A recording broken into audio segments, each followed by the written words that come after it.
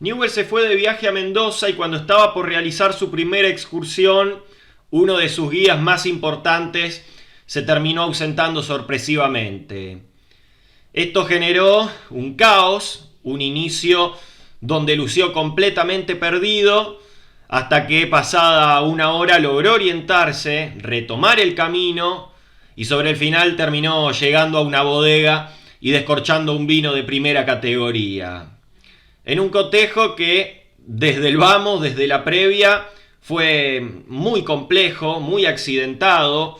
Creo que el comportamiento de Keylor Navas es incorrecto. Lógicamente uno no conoce los pormenores de la situación, pero Newell's lo volvió a posicionar, ya sea en la primera división, le dio la exposición para que vuelva al seleccionado costarricense, vino 2 días antes del inicio del torneo, viajó y alega un problema estomacal, dejando a Newell's hasta sin arquero suplente. Bueno, decía, no conozco los detalles del tema, pero a priori, por lo que uno conoce, me parece que es un comportamiento totalmente incorrecto y evidentemente su futuro está lejos del Parque Independencia.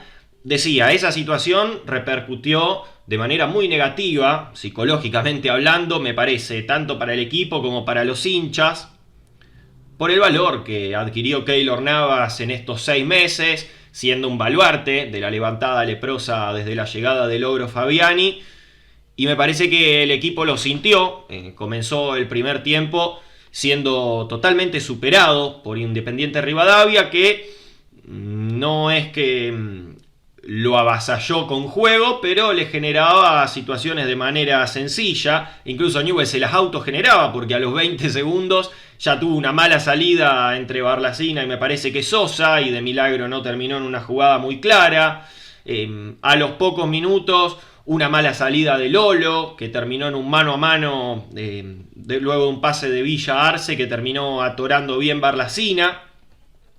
El equipo no podía contener por el medio, no podía contener por las bandas. Para mí no funcionó la línea de 3/5 que propuso el Ogro Fabiani. Este equipo se siente bien más que nada con el 4-4-2. Habrá que ver si de aquí en adelante se amolda mejor a este sistema, pero incluso en el transcurso del partido se vio la mejoría cuando pasó a formar una línea de 4. Decía, en esos primeros 15 minutos Independiente Rivadavia tuvo las más claras, también triangulaba sobre todo por el sector izquierdo del ataque. Villa se hacía un festín, Newell's no podía contener por esa zona, hubo un centro y un cabezazo de Arce, e incluso algunas jugadas polémicas como esa de Martino, que terminó siendo offside pero casi hace penal.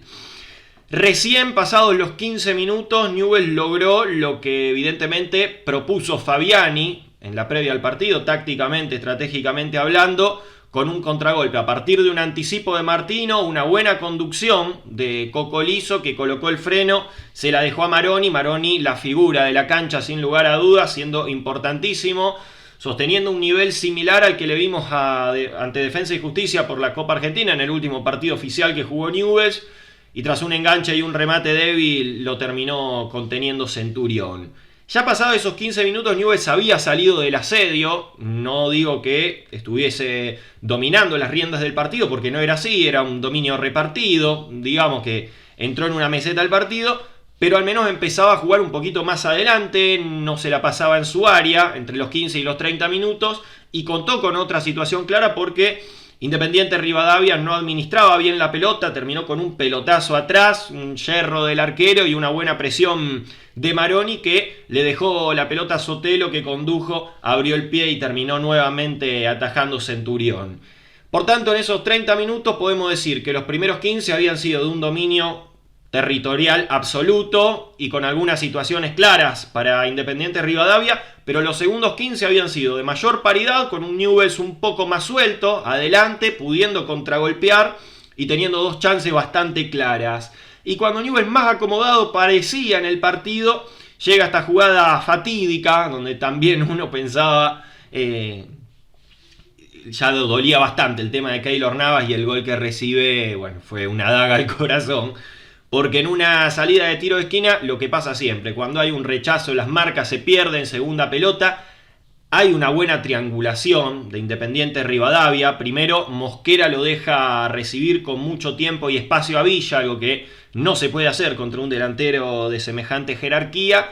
triangula con Gómez, llega a un centro de Amarfil y el cabezazo de Studer, si bien está en una posición solitaria, debió haber sido detenido por el arquero con facilidad, pues una pelota que no iba muy fuerte, que le fue al cuerpo del arquero, que era para embolsarla o a lo sumo para dar un rebote para otro lado. Bueno, se le escapa al arquero y era un gol que psicológicamente te arruina, porque Newell's estaba acomodándose en el partido, ya estaba más tranquilo, no estaba siendo, como decía, asediado, y llega ese gol que uno cree, obviamente no tiene las pruebas, pero uno cree que Keylor Navas habría resuelto con facilidad.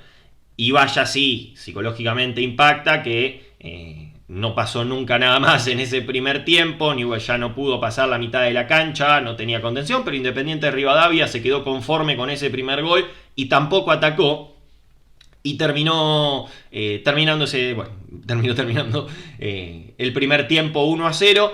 Una diferencia que se puede estimar justa, porque en líneas generales Independiente Rivadavia había estado mejor que Newell's, había tenido más circulación, algunas triangulaciones y llegadas, pero Newell's también había tenido las suyas y no las había podido aprovechar, y el gol termina llegando por el accidente y la mala respuesta del arquero Barlacina. Y nos fuimos al entretiempo con esa sensación de amargura, porque creo que era un gol evitable, por la cuestión también lógica de pensar que Keylor Navas lo hubiera atajado, de todos los problemas que puede tener de aquí en adelante Newell's sin un arquero de jerarquía, porque realmente de los puntos que sacó Newell's con Fabiani, gran parte de ellos se deben a las atajadas de Keylor Navas.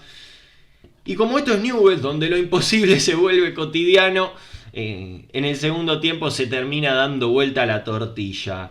Ya salió con otra actitud, eso fue muy positivo para mí, porque si hay algo que ha caracterizado al Newell's de los últimos años, diría de los últimos 10-12 años, es la falta de reacción cuando juega en desventaja. Independientemente de los jugadores, de los técnicos, de los dirigentes que han pasado en este tiempo, es como que a Newell's le haces un gol y ya sentís que el partido lo ganás, que lo tenés en la mano. Realmente han sido muy pocos los partidos que Newell's ha no solo dado vuelta, sino que ha empatado cuando empezó perdiendo. Y para colmo, teniendo en cuenta esta situación del golpe anímico de la ausencia de Keylor Navas, entre otros factores. Newell's venía de la gira en México, donde no lució nada bien, pero salió con otra actitud. Primero, una muy buena pelota de Maroni, que como decía, condujo los hilos de Newell's tanto en el primer tiempo, cuando no tenía la pelota el equipo, como en el segundo tiempo, cuando la empezó a tener más, jugando más adelantado, porque en el primero también tenía una posición el equipo muy retrasada. Le da una buena pelota a Herrera, que en la derecha la empieza como Neymar, porque hace una bicicleta fantástica, queda mano a mano, al menos una posición bastante adecuada para rematar, y bueno, así como la empezó como Neymar, la terminó como el amigo Alexis Balbuena.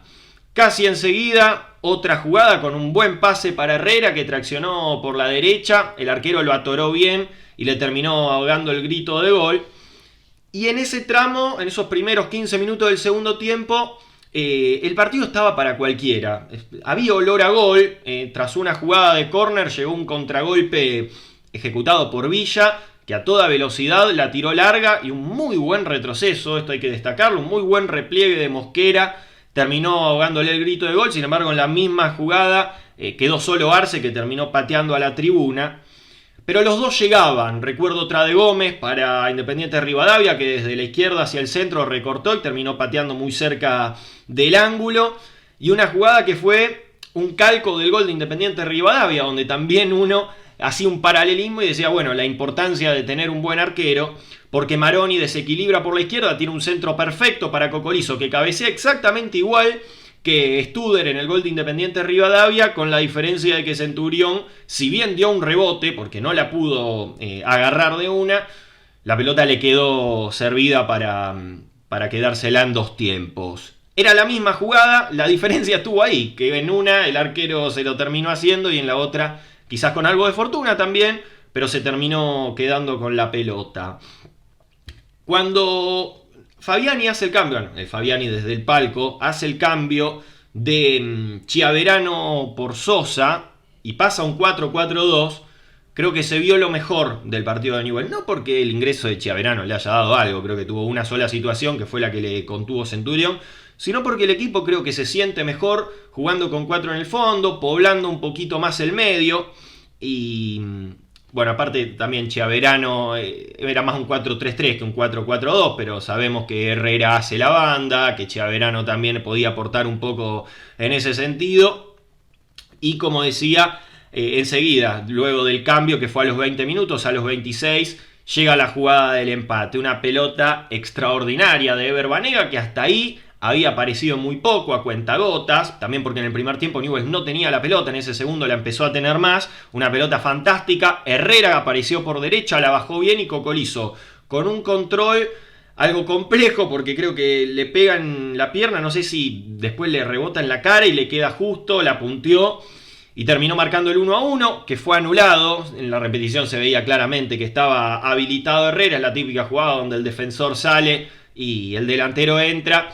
VAR mediante le terminan convalidando el gol al paraguayo, que tanto se le venía negando, tanto le costaba, bueno, marca un gol muy pero muy importante.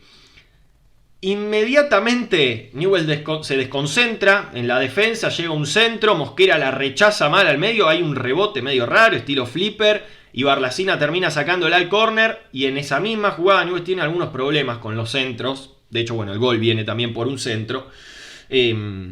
Hay un tiro donde había mucha gente en el área y Barlacina estaba tapado y no quiso arriesgar mucho, terminó sacándola en 2 tiempos.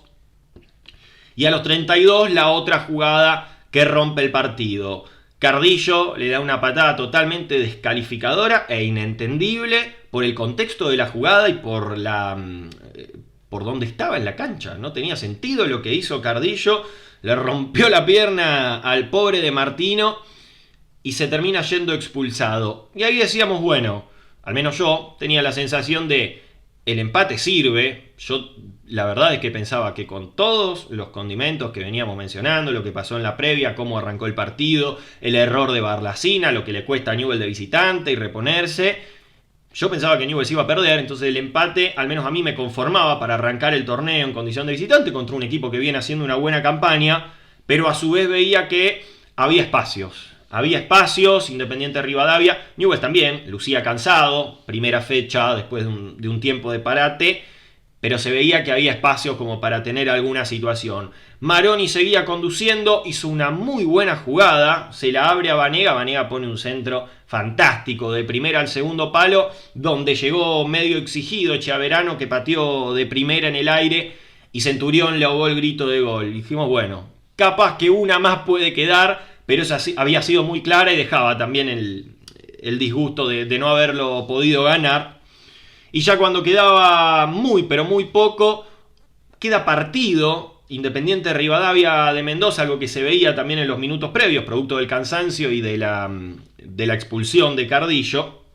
Creo que parte de un pelotazo de la defensa. Maroni, que se había quedado adelante, la gana, pasa bien entre dos, gambetea a un rival y después hace algo excelente, porque fija al defensor, no se apura a dar el pase y coloca de 3 dedos una asistencia fantástica para Ever Banega, que controla con la izquierda, no solo que es la inhábil con la que definió, sino que controló con la zurda y define, bueno, con la calidad que uno le conoce, dándole a Newell's un triunfo, bueno, para mí impensado, totalmente impensado, fundamental, tanto para la tabla de posiciones, para no empezar a comprometerse abajo, porque también es cierto eso, se va Keylor Navas, perdés el primer partido, con todos los problemas institucionales, económicos, anímicos, deportivos que hay en la institución, creo que iba a ser un problema bastante grande. Bueno, le da un manto de tranquilidad, de alivio y, ¿por qué no?, de ilusión a Newell's, que tiene que mejorar muchísimo, porque en el primer tiempo jugó decididamente mal, porque no contenía ni por el medio ni por las bandas, se notó la ausencia de Jacob, obviamente por la transferencia. Yo creo que ahí habría que traer un jugador que se ponga la camiseta y juegue, porque el chico Fernández, que viene de Gimnasia, no me parece a priori que vaya a cumplir ese rol. Pero decía, más allá de todas estas cuestiones que fuimos desglosando, es un triunfo extraordinario, de los mejores que ha tenido en el año, por el contexto, por el desarrollo del partido y por todo lo que se viene de aquí en adelante. Barlacina, a ver, algunas atajadas tuvo, sacó un mano a mano en el segundo tiempo, si bien fueron algunas jugadas donde no contuvo del todo. Bueno, hubo una jugada que no sé si mencioné, donde Villa pone un pase riquelmiano y después también las termina sacando el arquero Barlacina a retamar con algo de dificultad. A mí lo que me pasa es que el gol que termina recibiendo es muy perjudicial, demasiado perjudicial hasta desde lo psicológico, no solo en el momento del partido en que fue, y te quita seguridad. Y esa seguridad que uno tenía con Keylor Navas, bueno, ojalá que la tenga con Barlacina. Para mí Newell's tiene que traer un arquero, si se concreta la salida del costarricense, porque es el puesto más importante y en un equipo limitado que muchas veces gana o pierde los partidos por detalles, no podés dejar ese factor librado al azar. Un 4 para Barlacina. Mosquera, en el primer tiempo tuvo algunas dificultades. Es cierto que sobre todo por ahí atacaba Independiente Rivadavia, que tiene a Villa que juega muy bien, que tiene triangulaciones. Pero después se acomodó bastante bien. En el segundo tiempo casi no sufrió. Tuvo un cruce Salvador también en esa que decían la corrida de Villa. Si vos no le pedís demasiado a Mosquera, como proyecciones y esas cosas, dentro de todo creo que puede andar. Viene de jugar, viene de tener continuidad en Colombia. Veremos si se acomoda o no. Un 5 para Mosquera. Lolo, bueno, tuvo un error grosero en el primer tiempo con ese pase al medio que casi le cuesta un gol.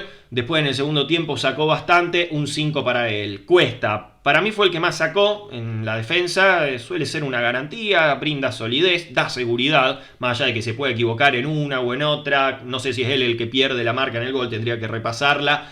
Para mí es un aprobado, un 6 para Cuesta. Sosa, no lo vi cómodo en esa línea de 3. La verdad es que no jugaba hace mucho un partido oficial Sosa desde su lesión. Habrá que darle tiempo. Un 4 para él. Martino. Bueno, decía, en el primer tiempo atacaba sobre todo por el otro lado, Independiente Rivadavia. Martino ejecutó bien un contragolpe. En el segundo tiempo también tuvo algunas buenas participaciones. Termina haciendo echar al jugador de Independiente Rivadavia. Así que un 6 para él. Sotelo, en el primer tiempo Newell's lució muy incómodo en la mitad de la cancha, no tenía ni quite ni juego, en parte es por Sotelo, en parte quizás por la falta de acompañamiento. Tuvo un tiro al arco, a mí no me termina de convencer. Un 5 para él. Vanega, había estado desaparecido hasta el gol, que nada más ni nada menos mete una pelota al estilo Andrea Pirlo. Y para colmo después define con una jerarquía sobresaliente, así que un 8 para Ever Banega, fundamental para dar vuelta al partido. Maroni, el mejor jugador de la cancha, sin lugar a dudas. Condujo, generó los dos ataques del primer tiempo, generó un montón de ataques en el segundo tiempo, termina armando la jugada del último gol, así que un 8 para Maroni. Herrera, en un primer tiempo donde Newell's casi no tuvo la pelota, pasó desapercibido. En el segundo tuvo acciones claras que él autogeneró y dio el pase del gol, así que un 6 para Herrera. Y Cocolizo, también importante, en alguna que otra jugada en el primer tiempo, se la bancó muy solo, en el segundo también contra la defensa, termina anotando un gol muy importante, así que un 7 para él. Los que ingresaron, Chiaverano tuvo una sola, después no tocó una, un 4 para él, porque, bueno, también con su ingreso Newell's se acomodó mejor. Regiardo, un 5, entró, metió, un 5 batallador, creo que hacía falta en ese momento del partido. Gómez Matar sin puntuación y Fabiani un 7. Ganar este partido en la previa me parecía casi imposible y ganarlo, viendo el contexto y el desarrollo del partido, directamente era utópico. Así que un 7 para él. Ojalá que se resuelva de alguna u otra manera la cuestión de Navas. Si no se queda Navas, tendrá que venir un arquero. Pero fue un triunfazo de Newell's que ahora llega con otro aire al partido contra Banfield. Barlacina 4, Mosquera 5, Lolo 5, Cuesta 6, Sosa 4, Martino 6, Sotelo 5, Vanega 8, Maroni 8, Herrera 6, Cocolizo 7, Chiaverano 4, Regiardo 5, Gómez Matar sin puntuación y Fabiani un 7. Se le había bajado el guía en la excursión en Mendoza, afortunadamente logró orientarse, retomó el camino y terminó el viaje descorchando un vino de primera categoría.